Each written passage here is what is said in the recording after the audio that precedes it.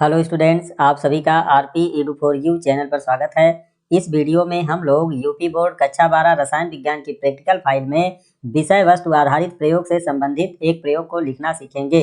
तो जैसा कि आप लोग जानते होंगे कि हम लोगों के कोर्स में आंतरिक मूल्यांकन और बाह्य मूल्यांकन के लिए अलग अलग प्रकार के विषय वस्तु आधारित प्रयोग निर्धारित किए गए हैं। बाह्य मूल्यांकन में हम लोगों के कोर्स में क्रोमैटोग्राफी, कार्बनिक यौगिकों में उपस्थित क्रियात्मक समूह की पहचान करना और खाद्य पदार्थों में कार्बोहाइड्रेट, प्रोटीन और वसा की उपस्थिति की जांच करने से संबंधित प्रयोगों को रखा गया है। तो इस वीडियो में हम लोग एक बाह्य मूल्यांकन से संबंधित विषय वस्तु आधारित प्रयोग कार्बनिक यौगिक में उपस्थित क्रियात्मक समूह की पहचान करने के बारे में जानेंगे, जिसके लिए सबसे पहले रसायन विज्ञान की प्रैक्टिकल फाइल में रूलदार पेज पर सबसे ऊपर प्रयोग संख्या लिखते हैं और उसके इस साइड में दिनांक लिखते हैं और उसके इस साइड में उद्देश्य हेडिंग डालकर इसमें लिखते हैं दिए हुए कार्बनिक यौगिक में उपस्थित क्रियात्मक समूह की पहचान करना। तो इस प्रयोग में हम लोगों को एक कार्बनिक यौगिक दिया जाता है और उसमें उपस्थित क्रियात्मक समूह की पहचान हम लोगों को करनी होती है। क्रियात्मक समूह के बारे में आप लोग जानते होंगे कि किसी कार्बनिक यौगिक के अणु में उपस्थित वह परमाणु या परमाणुओं का समूह जो उसके रासायनिक गुणों के लिए उत्तरदायी होता है, उसे उस कार्बनिक यौगिक का क्रियात्मक समूह कहते हैं। तो कार्बनिक यौगिक में उपस्थित क्रियात्मक समूह की पहचान के लिए हम लोग हेडिंग डालते हैं कार्बनिक यौगिक में उपस्थित क्रियात्मक समूह का परीक्षण और उसके नीचे इस तरह की एक टेबल बनाते हैं जिसमें यहाँ पर क्रम संख्या लिखते हैं, यहाँ पर प्रयोग लिखते हैं, यहाँ पर प्रेक्षण लिखते हैं और यहाँ पर निष्कर्ष लिखते हैं। अब क्रम संख्या वाले कॉलम में 1 नंबर डालते हैं और प्रयोग वाले कॉलम में हेडिंग डालते हैं असंतृप्तता परीक्षण और इसमें लिखते हैं एक परख नली में 3 से 4 मिलीलीटर कार्बनिक यौगिक लेकर इसमें 4 से 5 बूंद 1% पोटेशियम परमैंगनेट का क्षारीय विलयन मिलाया। प्रेक्षण में है पोटेशियम परमैंगनेट का गुलाबी रंग गायब नहीं होता है। निष्कर्ष में है कार्बनिक यौगिक असंतृप्त नहीं है।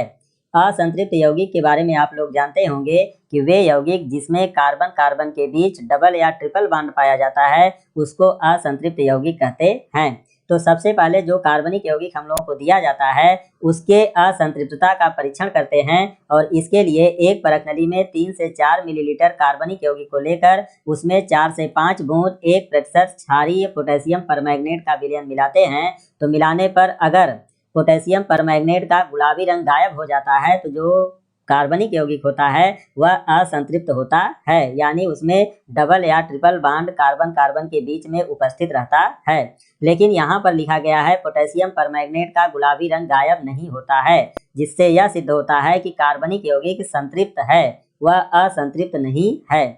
आगे क्रम संख्या में दूसरा नंबर लिखते हैं और प्रयोग में हेडिंग डालते हैं लिटमस से क्रिया और इसमें लिखते हैं कार्बनिक यौगिक की कुछ बूंदें जल से भीगे लाल तथा नीले लिटमस पत्र पर डाला।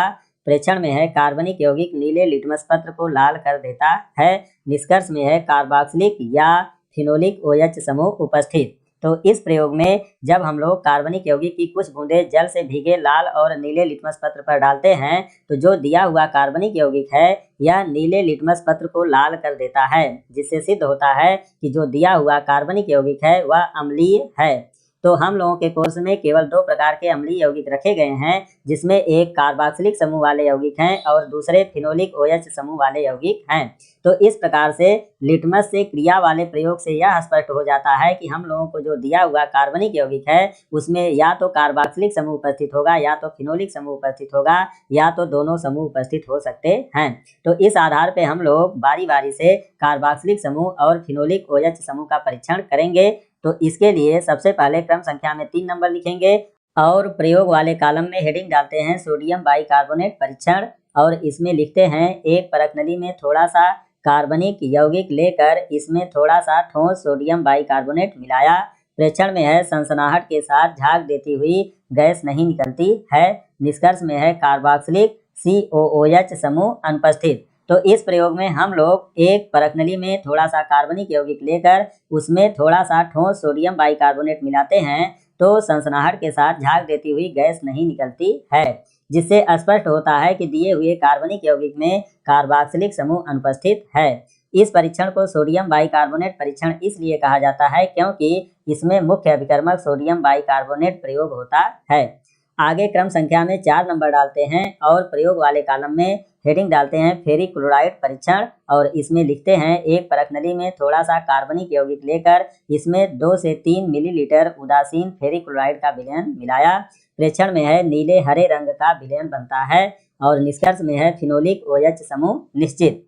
तो इस प्रयोग में हम लोग एक परख नली में थोड़ा सा कार्बनिक यौगिक लेकर उसमें 2 से 3 मिलीलीटर उदासीन फेरिक क्लोराइड का विलयन जब मिलाते हैं तो मिलाने पर नीले हरे रंग का विलयन बनता है, जिससे स्पष्ट होता है कि दिए हुए कार्बनिक यौगिक में फिनोलिक OH समूह उपस्थित है। इस प्रकार से दिए हुए कार्बनिक यौगिक में फिनोलिक OH समूह की निश्चितता स्पष्ट हो जाती है। और इस परीक्षण को फेरिक क्लोराइड परीक्षण इसलिए कहा जाता है क्योंकि इसमें मुख्य अभिकर्मक फेरिक क्लोराइड प्रयोग किया जाता है। तो इस आधार पे हम लोग परिणाम लिखते हैं दिए गए कार्बनिक यौगिक में फिनोलिक OH क्रियात्मक समूह की पहचान किया, और इस प्रकार से यह प्रयोग पूरा हो जाता है।